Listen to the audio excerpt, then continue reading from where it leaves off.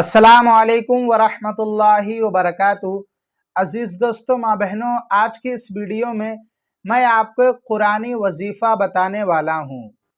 अगर आप हकलाते हैं, आपकी ज़बान में हकलापन है, आप सही तरीके से बोल नहीं पाते हैं, अल्फाजों को सही तरीके से नहीं निकाल पाते हैं, तो इंशाअल्लाह आप मुझ पर भरोसा करके देखें, मेरी बात पर अमल करके देखें।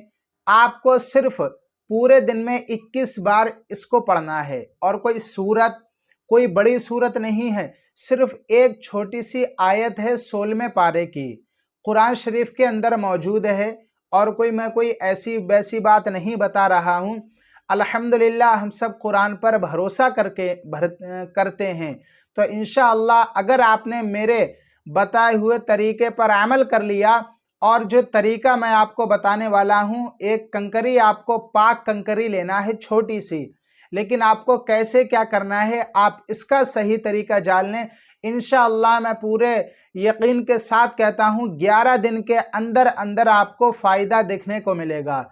आपकी ज़बान जो हकलाती है, आप सही तरीके से नहीं बोल पाते हैं, इंशाअल्लाह अल्लाह रब्बुल इज़्ज़त अपना करम फरमाएगा। और अल्हम्दुलिल्लाह माशाअल्लाह ये हुजूर गौसे आज़म रदियल्लाहु ताला अन्हु का महीना यानी 11वीं शरीफ चल रही है। गौसे आज़म के सदक़े में अल्लाह ताला आपको फ़ायदा ज़रूर देगा, शिफ़ा देगा।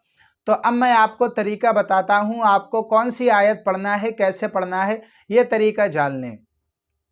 पहली बात, आपको फजर की नमाज के बाद ये वजीफ़ा करना है।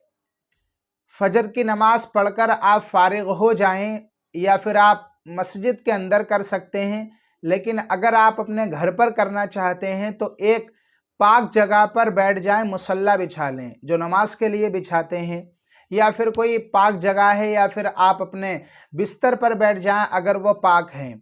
तो आपको एक पाक कंकरी लेना है, यानी साफ सुथरी, जो पाक हो, सही जगह पर हो, साफ हो, धुली धुलाई हो, पाक हो, छोटी सी लेना है कंकरी। वो आपको मुंह के अंदर डाल लेना है।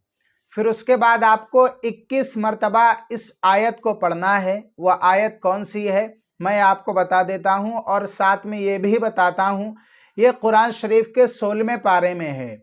कौन सी आयत है?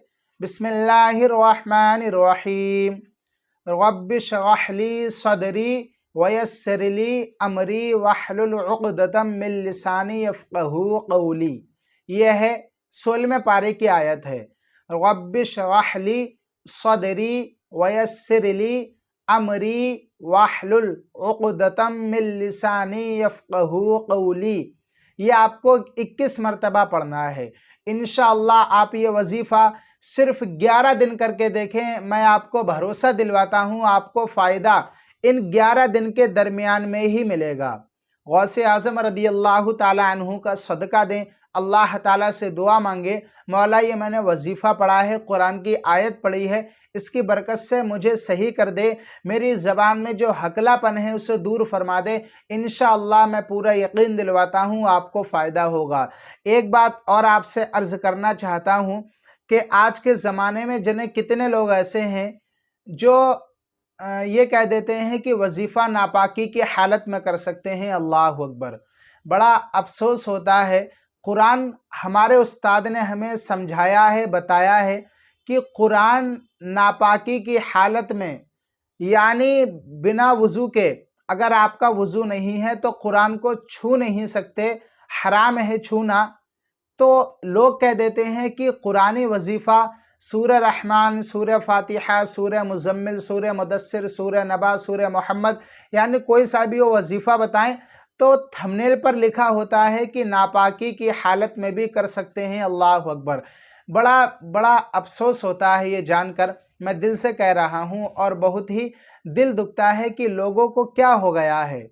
और आप गलत तरीके से व्यूज़ लाएं, जो आपके वीडियो के अंदर है ही नहीं, वो आप थंबनेल पर लिख दें, तो ये सही नहीं है, ना ही ये उसकी तरफ से सही है, और ये झूठ का सहारा हुआ। और झूठ का सहारा लेकर आप कुछ भी हासिल करेंगे वो जायज़ नहीं होगा, वह नाजायज़ व हराम होगा।